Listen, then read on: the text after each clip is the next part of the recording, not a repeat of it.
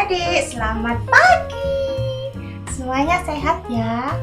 Adik-adik, sebelum kita mulai kebaktian, kita berdoa dulu ya. Kita tundukkan kepala, kita berdoa. Tuhan Yesus yang baik, terima kasih buat penyertaan Tuhan sepanjang minggu ini untuk kami. Sekarang kami hendak beribadah kepada Tuhan. Tuhan tolong urapi kami, telinga pendengaran dan hati kami, untuk hati kami menyiapkan taburan untuk menerima firman Tuhan. Tuhan Yesus, terima kasih. Kami akan memuji dan menyembah Tuhan dalam nama Yesus. Engkau mengurapi kami. Haleluya. Amin. Kita mau pujikan 1-2 pujian. Setinggi-tingginya hati. Semuanya pakai gerakan ya.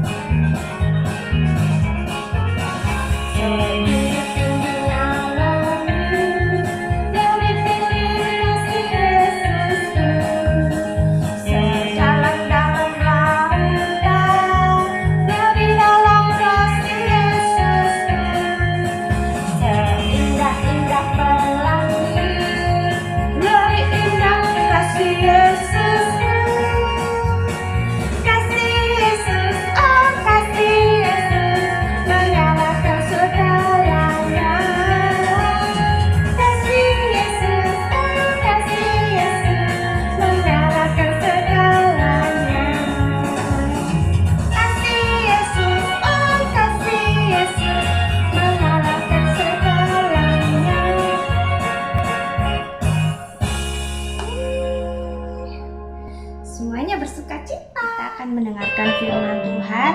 Kita pujikan, jangan menyerah. Kita nyanyi sama-sama ya.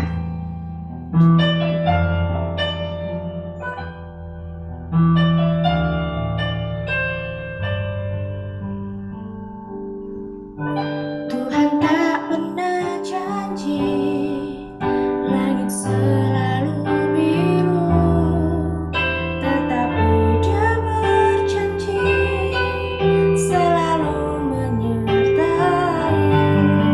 Tuhan tak pernah janji jalan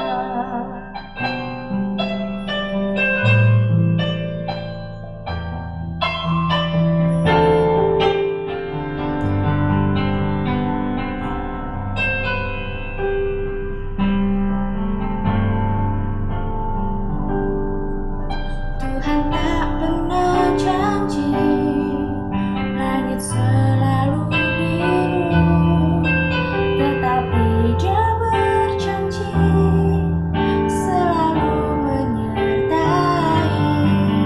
Tuhan tak pernah janji jalan selalu rata, tetapi Dia berjanji berikan kekuatan.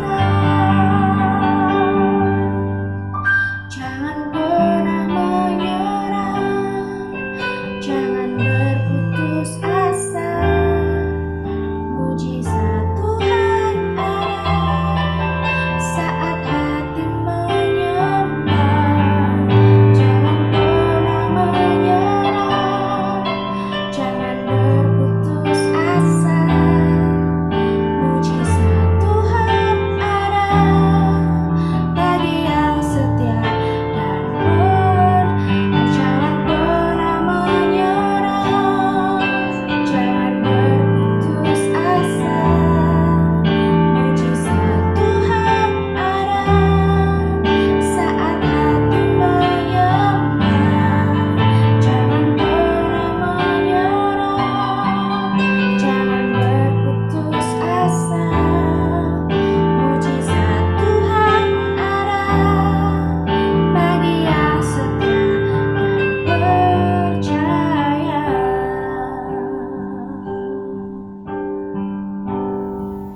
Shalom, senang deh bisa berjumpa kembali dengan adik-adik di ibadah online pada hari ini.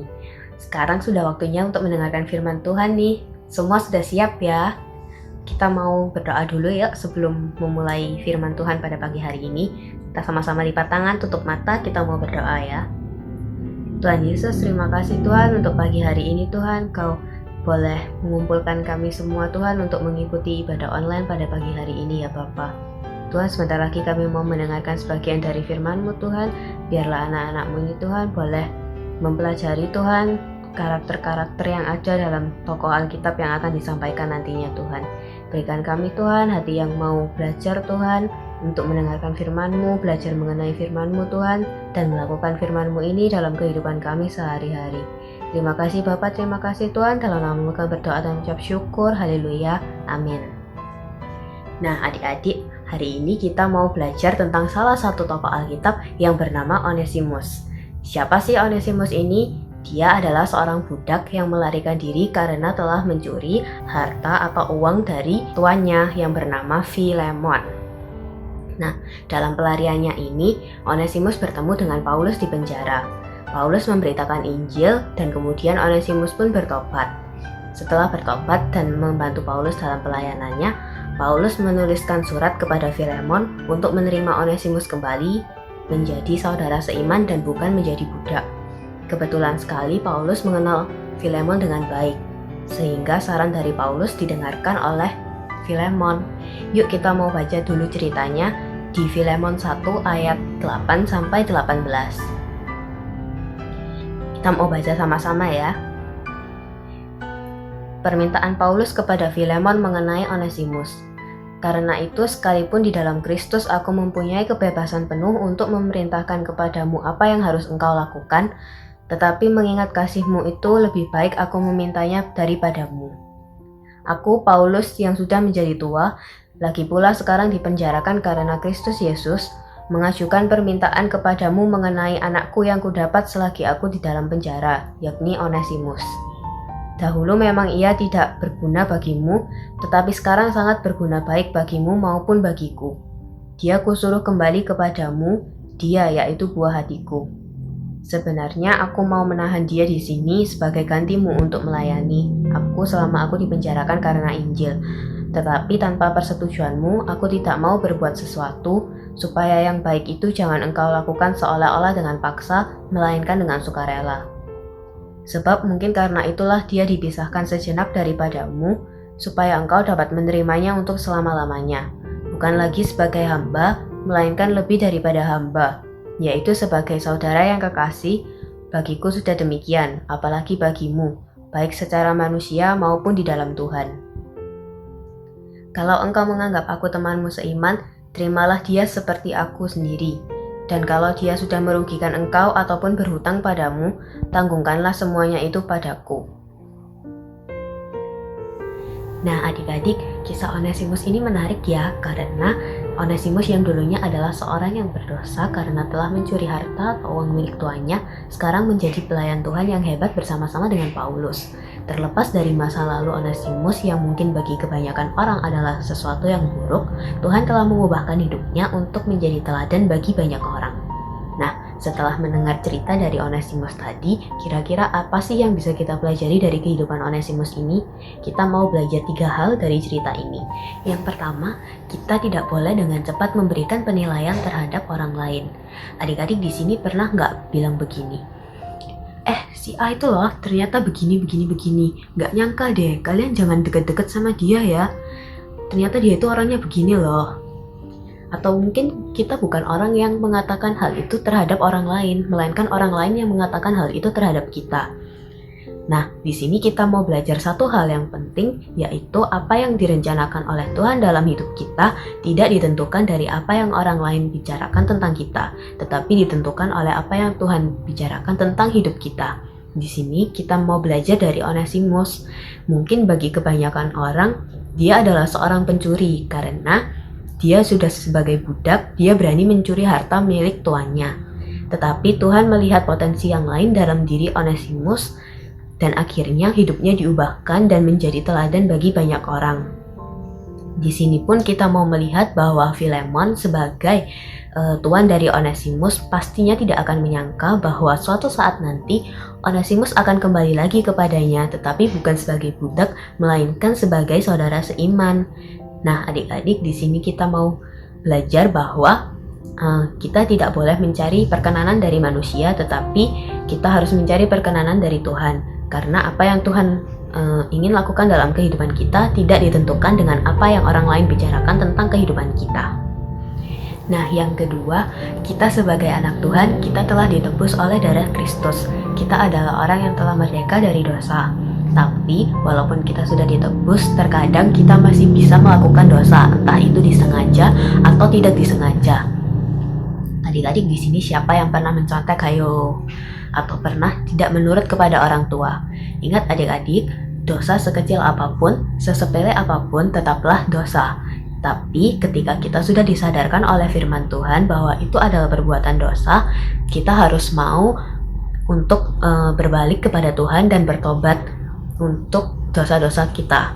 Tapi ingat adik-adik, kita harus bertobat dengan sungguh-sungguh dan berusaha untuk tidak jatuh lagi ke kesalahan yang sama. Nah, poin yang ketiga, kita mau belajar dari tuan dari Onesimus yang bernama Filemon. Kira-kira apa sih yang bisa kita pelajari dari Filemon? Kita mau belajar tentang bagaimana Filemon mau melepaskan pengampunan kepada Onesimus, orang yang telah merugikan dirinya. Nah, di sini mungkin melepaskan pengampunan bukan hal yang mudah. Siapa di sini yang pernah bilang, aduh, gak mau deh, aku gak mau temenan sama dia lagi. Aku gak mau deh ngampunin dia lagi. Dia tuh keterlaluan banget loh. Nah, adik-adik, di sini kita mau belajar dari Filemon untuk mau melepaskan pengampunan kepada orang yang telah merugikan kita. Nah, di sini di poin kedua, kita sudah belajar bahwa Tuhan Yesus telah menebus dosa kita yang begitu banyak. Nah, sama seperti Tuhan Yesus yang telah mengampuni dosa kita, kita juga mau belajar untuk mengampuni orang lain yang telah merugikan kita. Oke, ketiga hal tadi itu adalah hal-hal yang bisa kita pelajari dari kisah Onesimus ini. Kita mau belajar yang pertama untuk tidak cepat-cepat memberikan penilaian kepada orang lain. Yang kedua, kita juga mau tetap sadar bahwa kita telah ditebus oleh darah Tuhan Yesus. Lalu kita juga harus mau seperti Filemon yang mau melepaskan pengampunan karena kita sadar kita telah diampuni oleh Tuhan Yesus. Yuk kita mau sama-sama berdoa untuk menutup ibadah pada hari ini. Tuhan, terima kasih Tuhan untuk firman-Mu yang singkat ini Tuhan. Kiranya Tuhan kami boleh menerapkan firman-Mu ini Tuhan dalam kehidupan kami sehari-hari Tuhan.